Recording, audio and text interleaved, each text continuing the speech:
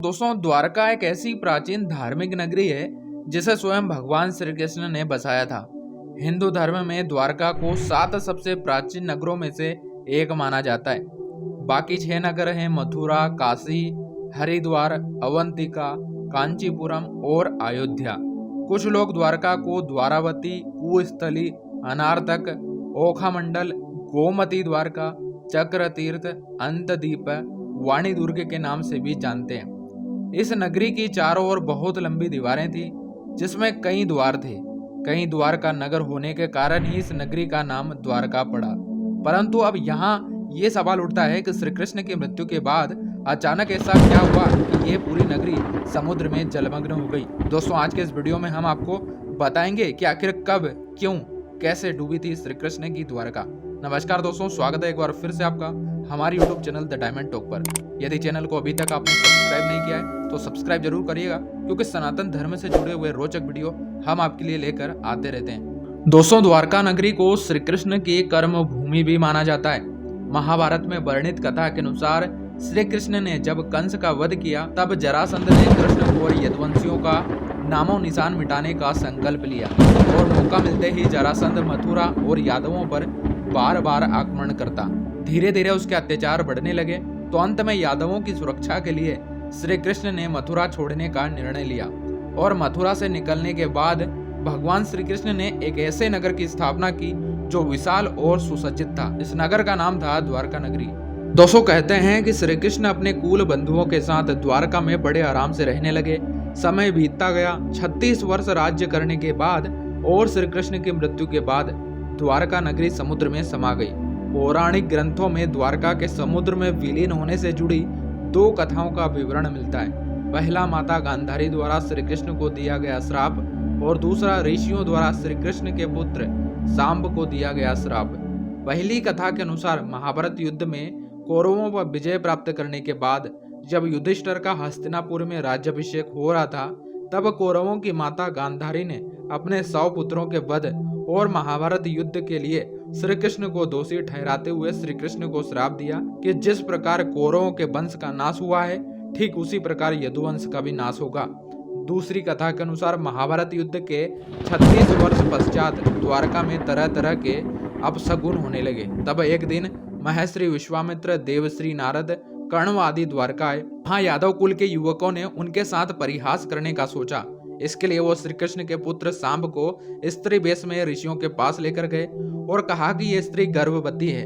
आप लोग बताइए कि इसके गर्भ से क्या उत्पन्न होगा। नव युवकों के ऐसे कहने पर ऋषिगण ध्यान करने लगे और जब उन्हें पता चला कि उनके सामने जिसे ये स्त्री बनाकर लाए हैं वास्तव में वह एक पुरुष है, तो उन लोगों को बड़ा क्रोध आया और फिर उन्होंने नवयुवकों से कहा कि तुम लोगों ने हमारा अपमान किया है, इसलिए श्री कृष्ण का यह पुत्र एक लोहे के मूसल को जन्म देगा जिससे तुम लोग अपने समस्त कुल का संहार करोगे। उस मूसल के प्रभाव से केवल श्री कृष्ण और बलराम ही बच पाएंगे। उधर जब श्री कृष्ण को ये बात पता चली तो उन्होंने कहा कि ये बात अवश्य सत्य होगी। मुनियों के श्राप के प्रभाव से दूसरे ही दिन सांब ने मूसल को जन्म दिया। जब ये बात राजा उग्रसेन को पता चली तो उन्होंने उस मूसल को चुरा कर समुद्र में फेंकवा दिया।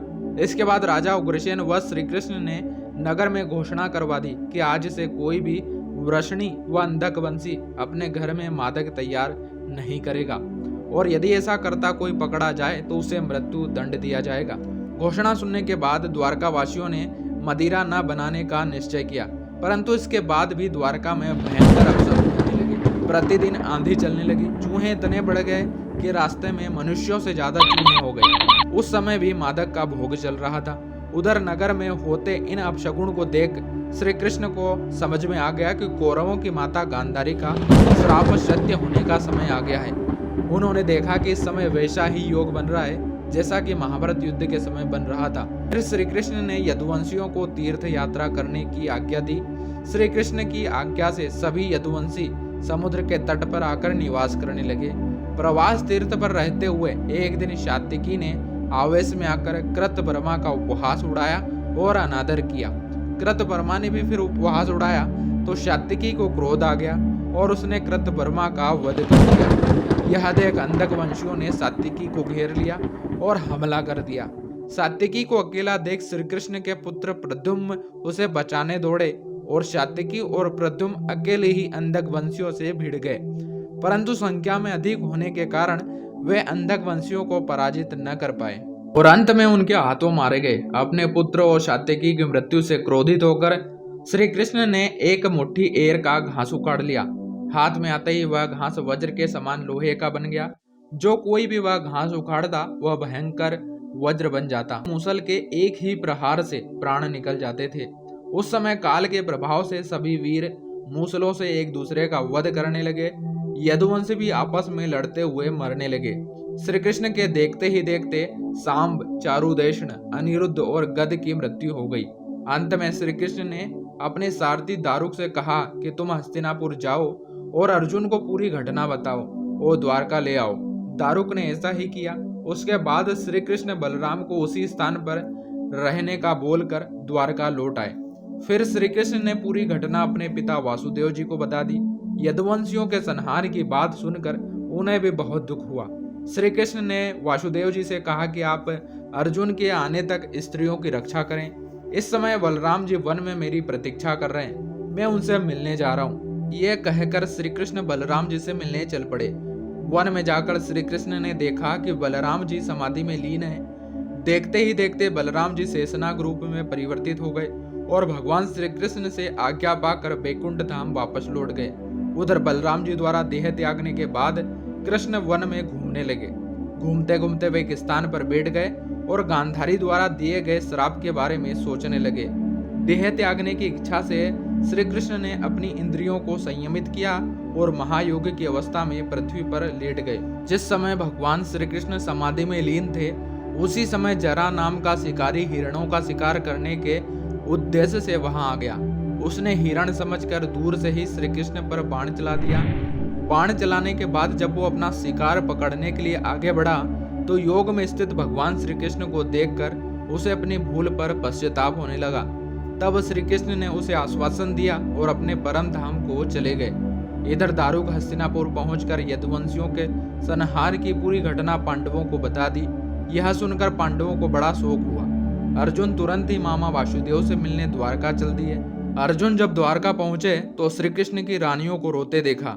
उन्हें रोता देख अर्जुन भी रोने लगे और श्री कृष्ण की याद करने लगे। इसके बाद अर्जुन वासुदेव से मिले। वासुदेव जी ने श्री कृष्ण का संदेश सुनाते हुए कहा कि द्वारका शीघ्र ही समुद्र में डूबने वाली है, अतः तुम सभी नगरवासियों को अपने साथ ले जाओ। उसके बाद अर्जुन अपने साथ श्री कृष्ण के सभी परिजनों और नगरवासियों को लेकर इंद्रप्रस्थ की ओर चल दिए। उन सभी के जाते ही द्वारका नगरी समुद्र में डूब गई। यह दृश्य देखकर सभी को बड़ा आश्चर्य हुआ।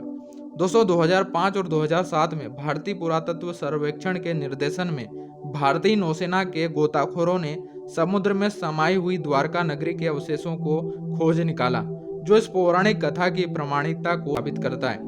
इस खोजी टीम को समुद्र में 560 मीटर लंबी द्वारका की दीवार भी मिली। इतना ही नहीं, उन्हें पौराणिक समय के कुछ बर्तन भी मिले जो 1508 ईसा पूर्व से 3000 ईसा पूर्व के थे। दोस्तों, खोजकर्ताओं की माने तो समुद्र की गहराई में मिली ये नगरी लगभग 9000 साल पुरानी है। तो दर्शकों, उम्मीद करता हूँ आज का हमारा ये वीडियो पसंद आया होगा। अगर पसंद आया हो तो वीडियो को लाइक करना मत भूलिएगा और ज्यादा से ज्यादा शेयर जरूर करिएगा। साथ ही सनातन धर्म से जुड़े रोचक वीडियो पाने के लिए आप हमारे YouTube channel the diamond talk को सब्सक्राइब जरूर करिएगा और यदि आप फेसबुक पर देख रहे हैं तो फॉलो जरूर करिएगा। तो मिलते हैं फिर से किसी खास वीडियो में, तब तक के लिए आप सभी लोगों को जय श्री कृष्णा।